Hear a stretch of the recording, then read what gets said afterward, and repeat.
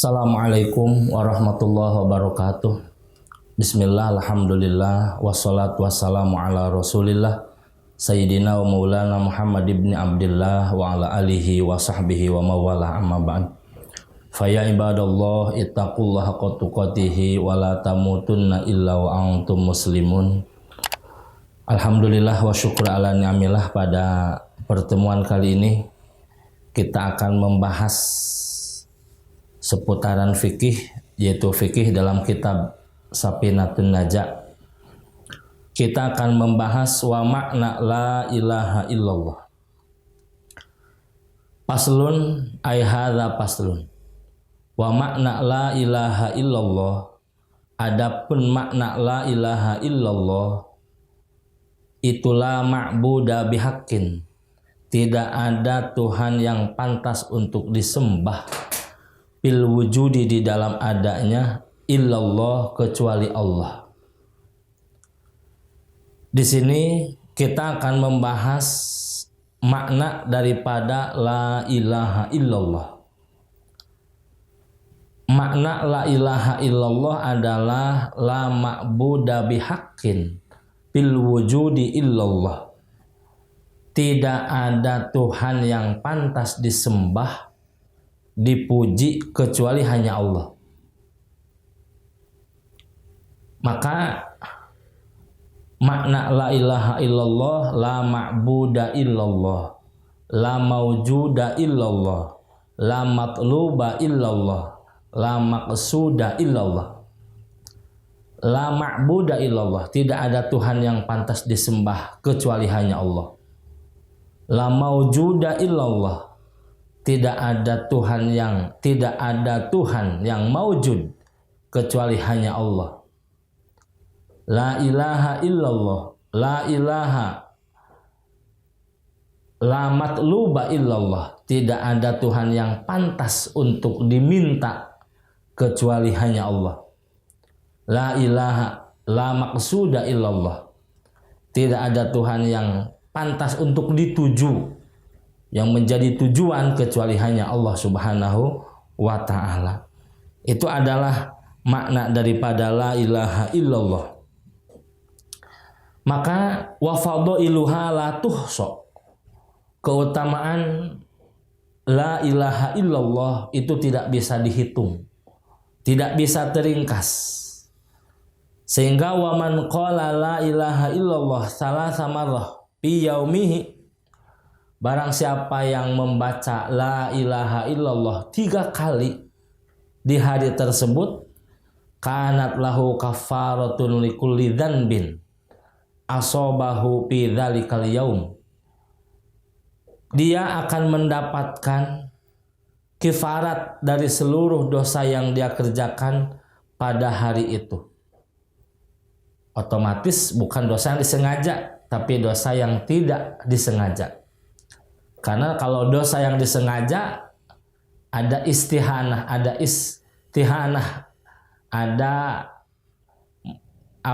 bentuk merendahkan. Tetapi dosa yang tidak disengaja, maka dosa kecil yang tidak disengaja itulah dosa yang akan dapat dikifarati dengan kita berzikir la ilaha illallah. Asal zikirnya kholisan, ikhlas karena Allah Subhanahu wa ta'ala.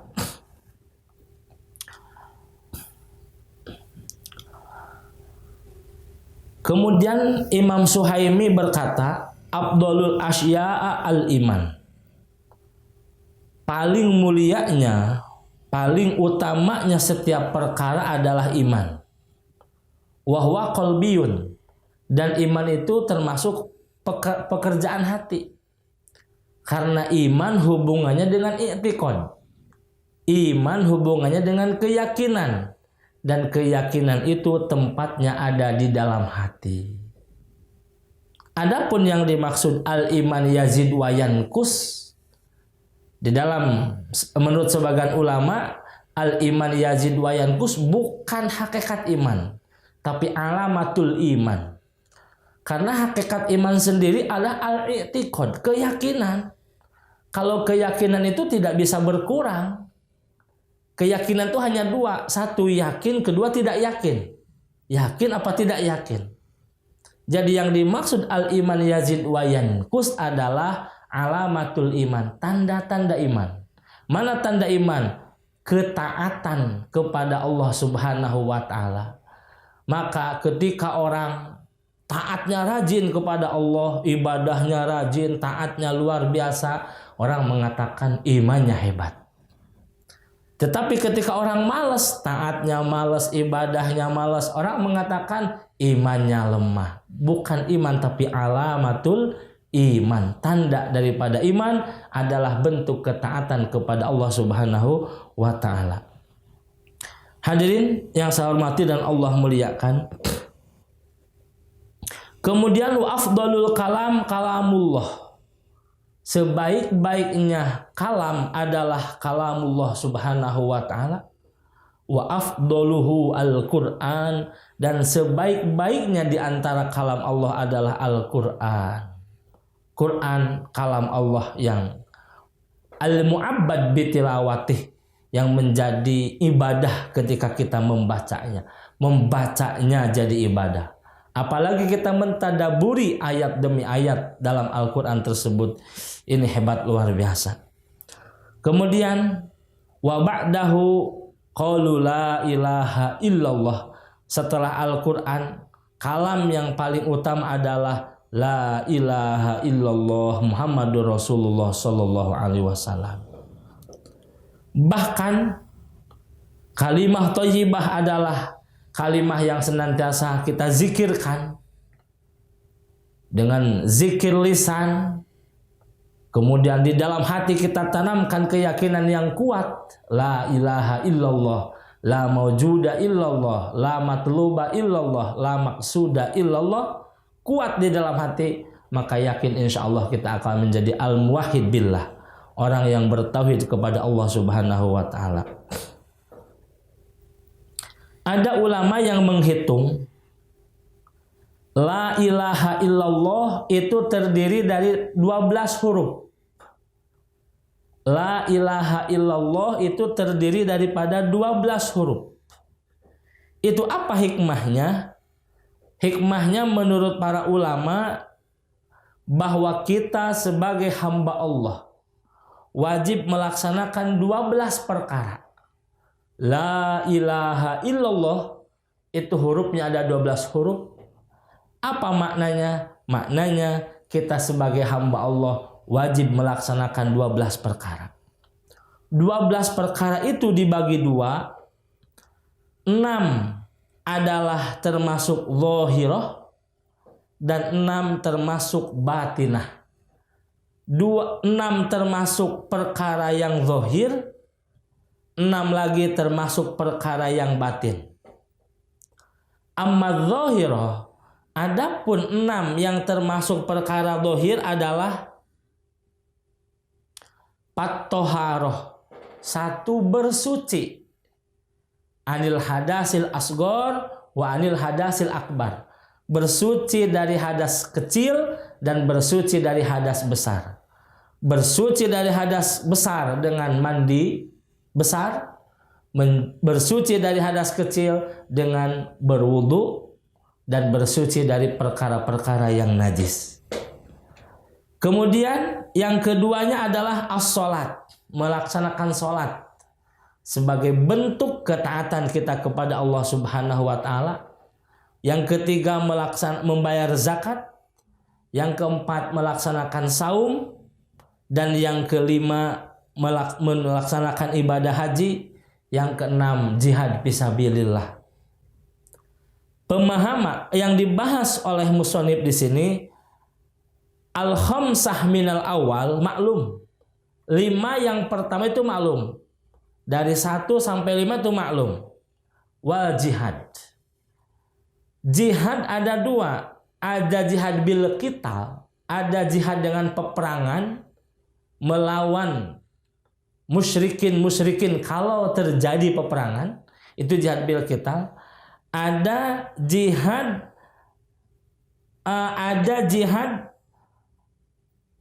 mengekang nafsu. ada jihad mengekang nafsu supaya tidak al-ammarah bisu. Maka jihad bil qital, jihad dengan peperangan itu termasuk jihad asgor, jihad kecil. Kenapa disebut jihad kecil? Musuhnya jelas di depan mata. Tetapi jihad melawan nafsu itu termasuk jihad akbar. Kenapa? Musuhnya tidak jelas. Diri kita sendiri musuhnya. Nafsu kita sendiri musuhnya. Jihad akbar.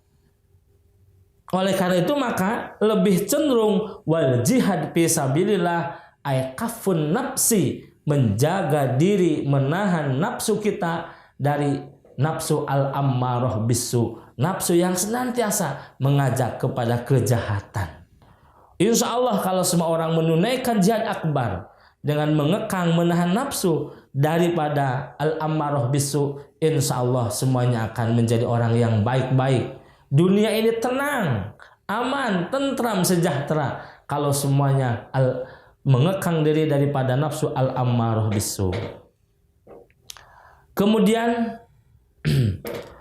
yang keenam, yang berikutnya adalah 6 perkara perbuatan batin. Mana yang 6 perkara perbuatan batin? Wa amal batinah. Adapun 6 perkara yang itu menjadi amalan batin, yang pertama adalah at-tawakul, tawakal kepada Allah Subhanahu wa taala.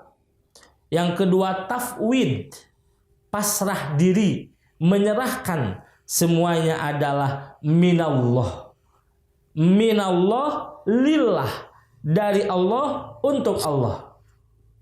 Kadang-kadang kita mah minallah lana, harta dari Allah, tapi lana untuk saya, lana untuk kami. Sehingga ketika harta dari Allah minallah lana, apa yang terjadi? Bakhil yang ada dalam diri kita. Kita tidak mau infak, tidak mau sedekah, karena anggapannya minallah lana. Yang terbaik adalah minallah lillah, dari Allah dan kembalikan kepada Allah Subhanahu wa taala.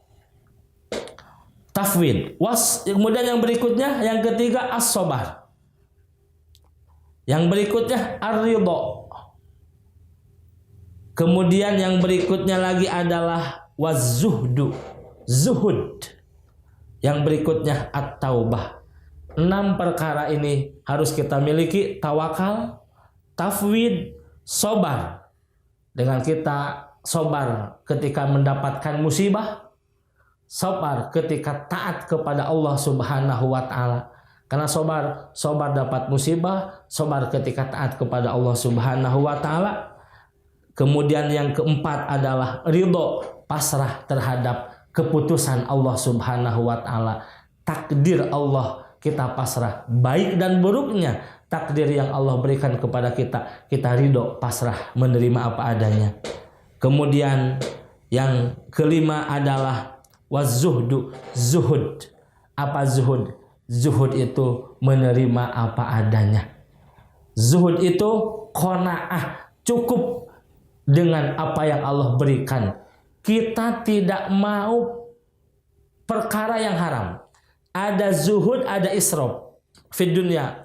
Kalau zuhud fid dunya, yang kami inginkan adalah perkara-perkara yang halal. Zuhud fid dunya.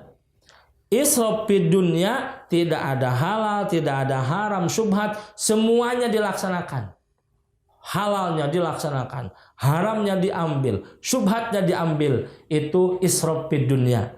Maka ini zuhud fid dunya adalah yang kita terima, yang kita pakai, yang kita makan, yang kita gunakan adalah halal menurut agama. Itu zuhud fid dunya. Kemudian yang berikutnya adalah at-taubah, dengan memperbanyak tobat kepada Allah Subhanahu wa taala. 6 perkara tersebut ini harus kita amalkan. Maka insya Allah makna daripada la ilaha illallah, kata ulama, ada 12 huruf.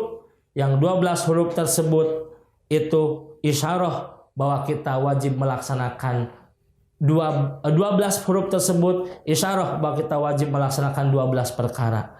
12 perkara dibagi 2, 6 zahirah dan 6 batinah.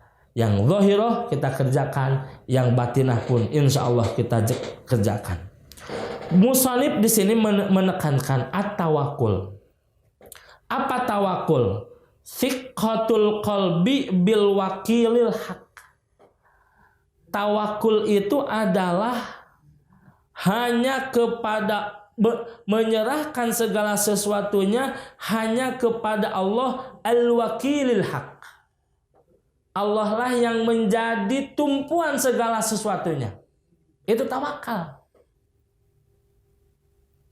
Ketika kita bekerja, orang yang bentuk tawakal kepada Allah, mohon maaf, kalau saya rasa para yang tawakalnya kuat dalam, yang harus tawakalnya kuat dalam bekerja adalah pedagang sama supir angkot atau ojol. Ini tawakalnya harus kuat. Bayangkan dari rumah bawa barang untuk dijajakan di pasar, itu belum tentu ada yang beli. Tapi dia pasrah tawakal sama Allah, mudah-mudahan ada yang beli, ada rezeki saya. Betul-betul kuat tawakalnya. Supir angkot dari rumah hanya bawa mobil dan bensin yang diisi bensin. Belum tentu ada yang mau naik angkotnya. Tapi dia berharap sama mudah-mudahan ya Allah ada yang mau naik angkot saya. Ojol pun sama begitu, berangkat dari rumahnya hanya bawa motor dan berisikan bensin. Mudah-mudahan ya Allah saya dapat pelanggan, dapat konsumen. Tawakalnya kuat sama Allah Subhanahu wa taala. Masya Allah luar. Maka thiqah bil qalbi. Percaya dalam hati. Al-wakil haq. Kepada Allah yang al-wakil haq, yang tujuan, tumpuan segala sesuatunya. Saya mah hilir mudik dari barat ke timur, utara ke selatan, itu mah hanya usaha zahir saja. Adapun batinnya adalah Allah Subhanahu wa taala. Hadirin yang saya hormati dan Allah muliakan, dari Uwais Al-Qarni, menurut Uwais Al-Qarni annahu qala law abadtallaha ibadata ahli samawati wal ard la yaqbalullahu minka hatta takuna aminan bima taqaffalallahu min amri rizqika. Allah ya Rahman ya Rahim. Sampai Uwais Al-Qarni mengatakan, kalau kamu beribadah kepada Allah Subhanahu wa taala seperti ibadahnya ahli langit dan ahli bumi, la yaqbalullahu minka, Allah tidak akan menerima ibadah kamu. Hatta takuna aminan, sehingga kamu percaya dan yakin bima takaffalallahu min amri rizqa, dengan perkara takaffala yang Allah menanggung dari setiap urusan rizki kita. Jadi sehebat apapun ibadah dibandingkan tawakal kita terhadap urusan rizki, lebih hebat kena ibadah tawakal kita terhadap urusan rizki. Begitu betul-betul. Ada Rasulullah Shallallahu Alaihi Wasallam sedang berjalan. Ketika sedang berjalan, Rasulullah mendengar suara burung dengan sahabatnya berdua. Kemudian kata Rasulullah, apakah kamu dengar kecuan burung? Kata sahabatnya, ya Rasulullah, betul saya dengar. Apa itu arti daripada kecuan burung? Allah wa Rasuluhu a'lam. Allah dan Rasulnya lebih mengetahui. Maka kata Rasulullah SAW, itu burung sedang berkicau. Kata burung, ya Allah, Engkau telah menciptakan aku seekor burung yang buta. Bayangkan burung buta jelas tidak akan bisa berjalan. Manusia buta masih bisa berjalan karena masih bisa meraba. Burung buta mau terbang kemana dia tidak tahu arah. Mau megang kemana tidak ada tempat untuk pegangan, capak jepikes tidak ada. Terus ketika burung tersebut, ya Allah saya lapar, saya harus gimana ya Allah? Dia doa sama Allah. Maka Allah kirim seekor burung yang besar. Kemudian seekor burung yang besar bawa makanan. Setelah bawa makanan, itu makanannya dimimih dan disuapin oleh burung tersebut. Sehingga si burung yang kecil yang buta ini sudah kenyang. Ketika sehabis kenyang, maka burung tersebut berkicau lagi. Kata Rasulullah sahabat, kamu dengar burung berkicau? Iya ya Rasulullah. Terus apa makna daripada kicauan burung tersebut? Allah wa Rasuluhu a'lam. Allah dan Rasulnya yang maha mengetahui. Maka kata burung tersebut, ya Allah, segala puji bagi Allah. Segala puji bagi Allah yang telah menciptakan seluruh alam semesta ini. Yang tidak melupakan yang tidak pernah melupakan makhluknya yang berzikir sama Allah Subhanahu wa ta'ala. Burung yang buta hanya diam di pohon, di sarangnya, tidak bisa kemana-mana. Ketika dia lapar, doa sama Allah. Allah datangkan rezeki, habis datangkan rezeki dia makan, perutnya kenyang, dia bersyukur sama Allah. Ya, kata burung tersebut, ya Allah terima kasih, engkau tidak akan pernah, Allah tidak akan pernah melupakan makhluknya yang senantiasa berzikir kepadanya. Maka burung tersebut saya bisa begitu meminta, habis datang bersyukur, meminta, habis datang bersyukur. Apa hikmahnya? Hikmahnya dalam urusan rezeki, mari kita bersama-sama tawakal kuat sama Allah SWT. Allah lah yang memberikan rezeki segala-galanya. Dan kewajiban kita hanya ikhtiar dan usaha. Apapun ikhtiarnya tergantung profesi kita semua. Kita usahakan, kita ikhtiarkan maksimal, kemudian pasrahkan, tawakal sama Allah. Allah yang akan menghasilkan dari segala sesuatunya.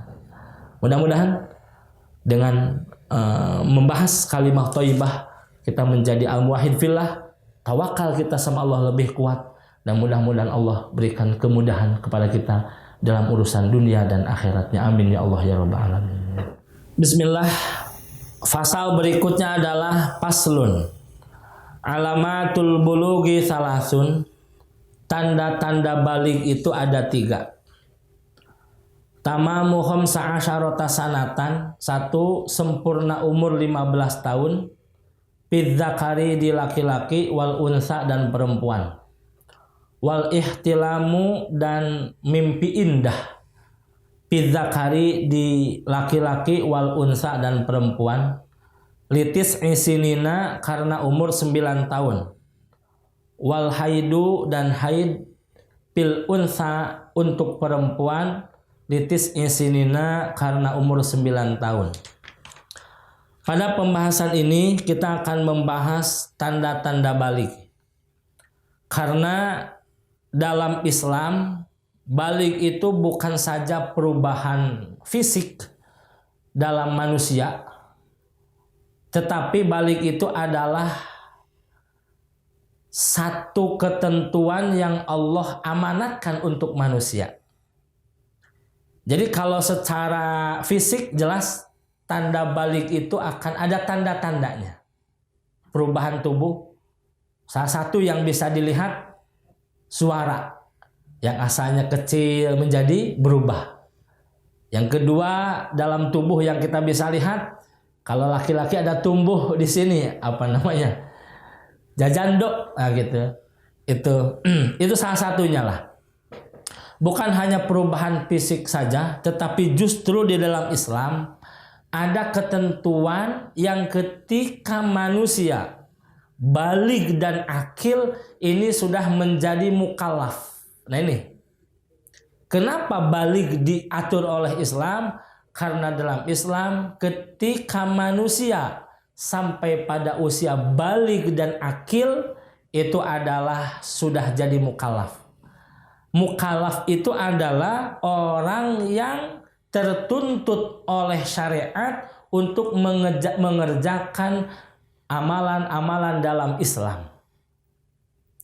Jadi sebelum usia balik itu ghair mukallaf. Akil ghair mukallaf. Jadi kalau sebelum balik itu namanya akil ghair mukallaf. Kalau akil ghair mukallaf, seluruh ibadahnya bukan untuk dirinya tetapi untuk orang tua. Kita punya anak kita rajin sholat, rajin baca Quran, itu pahalanya bukan untuk dirinya sendiri, tapi untuk orang tuanya. Itu akil ghair mukallaf. Tetapi ketika anak kita sampai pada usia baligh, maka anak kita sudah mukallaf, akil mukallaf. Dia berakal, kemudian dia mukallaf, terkena tuntutan agama, syariat untuk melaksanakan syariat yang dibawa oleh Rasulullah sallallahu alaihi wasallam. Jadi otomatis ketika anak kita sudah baligh, maka sholatnya bukan lagi untuk kita sebagai orang tua, tapi sholatnya untuk dirinya sendiri. Puasanya pahalanya bukan untuk orang tua, puasanya untuk dirinya sendiri. Saya teringat kalau membahas tentang baligh, ketika itu saya usia 14 tahun. Itu masa usia baligh saya. Dan pada waktu itu saya disuruh oleh orang tua untuk sholat isyanya terakhir. Nanti sholat isyanya bareng sama orang tua saya. Saya berkata dalam hati, kok kenapa sih Bapak sholat isyanya? Biasanya kalau azan isya bareng ke masjid, ini nanti sholat isya bareng sama Bapak. Dan itu sengaja sholat isyanya jam 9 malam. Kita sholat isya berjamaah berdua sama orang tua saya. Begitu saya beres sholat isya, orang tua menghadap.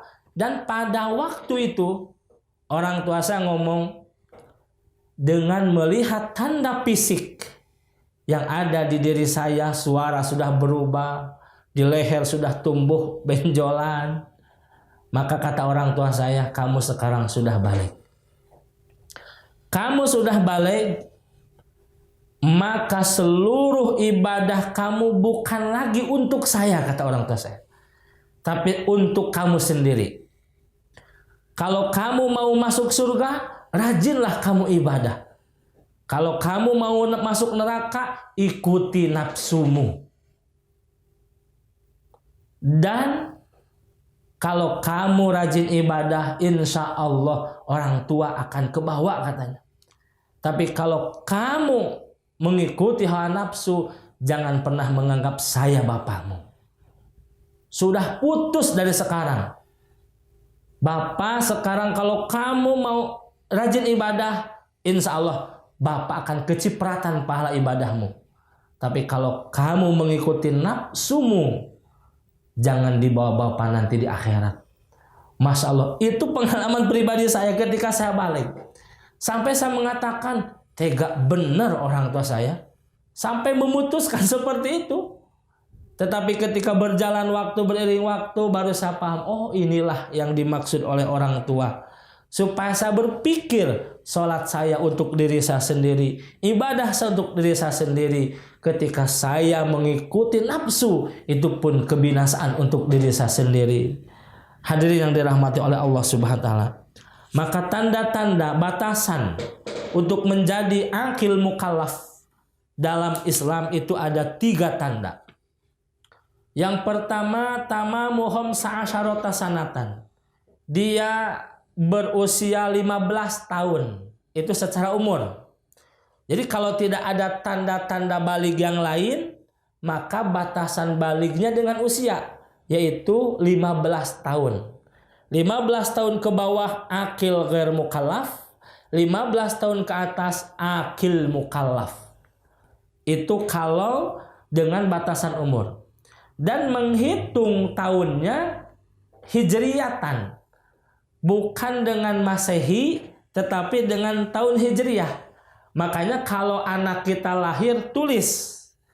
Ya, tulis hijriyahnya, tulis masehinya. Bulan Muharram tanggal sekian, bulan Sya'ban tanggal sekian, tulis. Kemudian tulis bulan masehinya. Supaya apa? Kita untuk menentukan, oh kalau mengikuti perhitungan bulan masehi, anak saya ini adalah 14 tahun 7 bulan. Anak saya ini.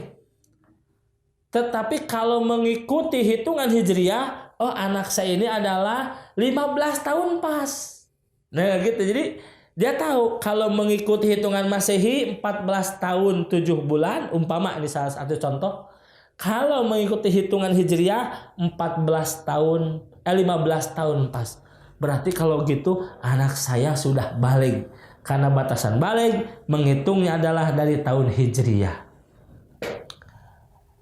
Kemudian yang kedua, tanda baligh itu adalah wal ihtilam bidzakari wal unsa. Ketika anak kita sudah mengalami mimpi indah, baik itu laki-laki atau perempuan. Cuman wagolibuhu adzakar, kebiasaan yang mimpi itu laki-laki. Karena perempuan ada tanda khusus nanti perempuan.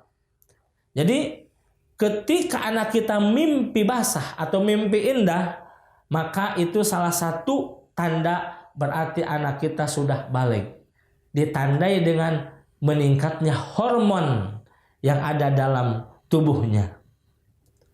Kemudian yang ketiga, di antara tanda baligh yang ketiga adalah wal haidu, keluar haid pil unsa di perempuan. Jadi kalau perempuan tanda balighnya adalah dengan keluarnya haid. Ini khusus untuk perempuan. Kenapa tanda haid itu termasuk salah satu tanda baligh? Karena dengan haid tersebut kedewasaan anak tersebut akan terbentuk. Dengan haid tersebut tanda bahwa anak ini sudah bukan lagi anak-anak tapi hormonnya sudah hormon dewasa. Salah satu contoh ketika Rasulullah Shallallahu Alaihi Wasallam menikahi Sayyidatuna Aisyah radhiyallahu taalaan, ada mengatakan Sayyidatuna Aisyah usia 6 tahun, ada mengatakan Sayyidatuna Aisyah usia 7 tahun. Tapi pada waktu itu Rasulullah diperintah nikah oleh Allah Subhanahu Wa Taala. Usia Siti Aisyah usia 7 tahun, Rasul hanya akad nikah saja, tapi tidak pernah menggaulinya. Kapan Rasulullah serumah dengan Siti Aisyah? Rasulullah serumah dengan Siti Aisyah ketika Siti Aisyah sudah keluar haid. Siti Aisyah sudah keluar haid, baru oleh Abu Bakar Siddiq Siti Aisyah diserahkan kepada baginda Rasulullah Shallallahu Alaihi Wasallam.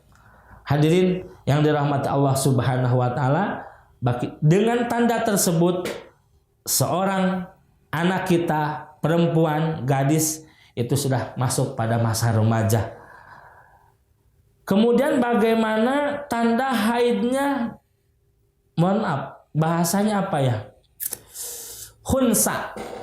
Khunsa itu dianggap bencong, kalau di kita bukan juga ya. Yang jelas dia punya 2 alat kelamin. Khunsa itu orang yang punya 2 alat kelamin. Ada alat kelamin laki-laki, ada alat kelamin perempuan. Bagaimana tanda balighnya orang yang khunsa, yang mempunyai 2 alat kelamin? Annahu in amna min zakarihi wa hadha min farjihi hukima bibulughihi. Kalau dia keluar mani dari alat kelamin laki-lakinya dan keluar haid dari alat kelamin perempuannya, hukima bibulughihi, berarti dia sudah baligh. Jadi tanda balighnya hunsa, keluar 2 tanda baligh dari 2 kemaluannya. Kalau dari alat kelamin laki-laki keluar sperma, kalau dari kelamin perempuan keluar haid, itu sudah dihukumi baligh untuk khunsa yang mempunyai 2 alat kelamin. Fa in wujida ahaduhuma aw kilahuma min ahadi farjaihi fala yuhkamu bibulughihi. Berarti kalau baru satu keluar dari alat kelamin laki-laki sudah keluar mani, tapi dari alat kelamin perempuan belum keluar haid, maka itu hukumnya belum baligh. Atau sebaliknya, dari alat kelamin perempuan sudah haid, dari alat kelamin laki-laki belum keluar sperma, maka itu pun belum haid. Belum balik. Berarti kalau yang batasan balik, kesimpulannya batasan balik untuk khunsa itu adalah kalau sudah keluar 2 tanda balik dalam dua alat kelaminnya. Di alat kelamin laki-laki keluar sperma, di alat kelamin perempuan keluar haid. Itu tanda-tanda balik. Maka di sini ngandung hukum kewajiban orang tua terhadap anak. Kalau anak kita usia 7 tahun, ya dari 0 tahun kita perkenalkan anak dengan tauhid, kita perkenalkan anak dengan berbagai macam ibadah. Dari usia 7 tahun kita sudah memerintahkan anak untuk berpuasa, untuk melaksanakan sholat. Usia 9 tahun itu harus tegas lagi orang tua, harus lebih tegas lagi orang tua menyuruh anak untuk melaksanakan berbagai macam ibadah, puasanya, sholatnya dan sebagainya. Harus lebih tegas lagi perhatian orang tua terhadap anak dalam ibadah. Ketika sudah masa balik, lepaskanlah semua itu karena anak menentukan kehidupannya sendiri. Kamu sudah balik. Kalau kamu ingin bahagia di akhirat, silahkan ikuti perintah agama. Kalau kamu ingin sengsara di akhirat, ikuti nafsumu. Nah begitu.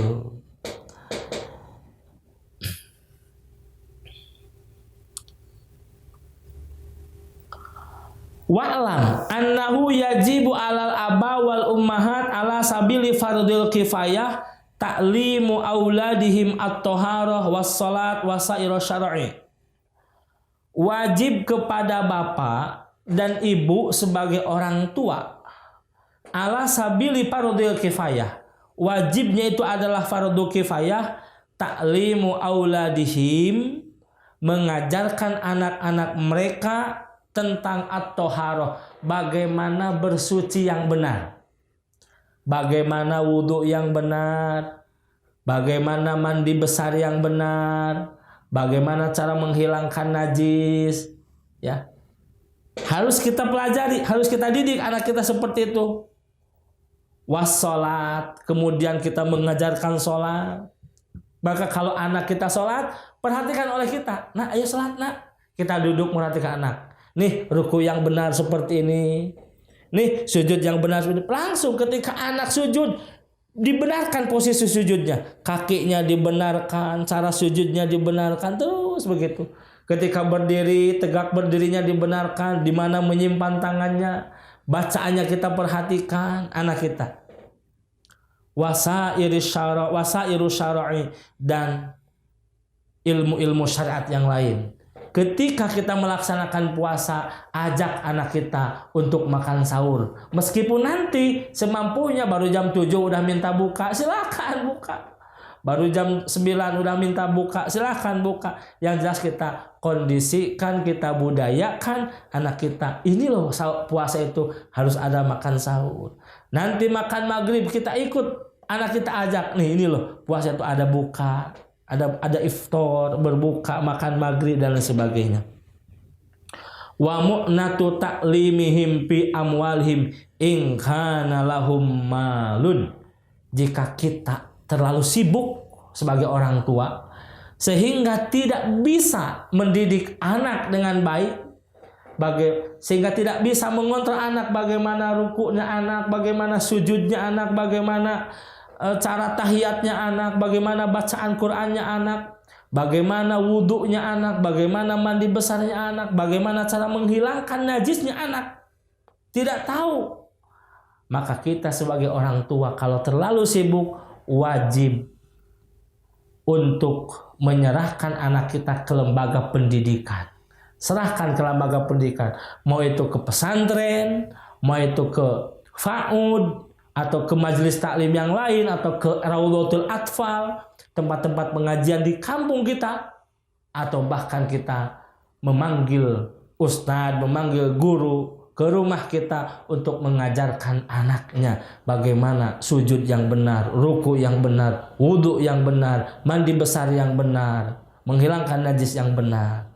Kalau kita tidak seperti itu, mendidik tidak karena terlalu sibuk, kemudian membiayai anak untuk mengetahui syariatnya pun tidak mengarahkan ke lembaga pendidikan atau tidak memanggil ustaz, tidak memanggil guru privat untuk ngajarin anaknya, maka kita sebagai orang tua berdosa dan nanti akan diminta pertanggungjawaban oleh Allah Subhanahu wa taala. Nauzubillah summa nauzubillah.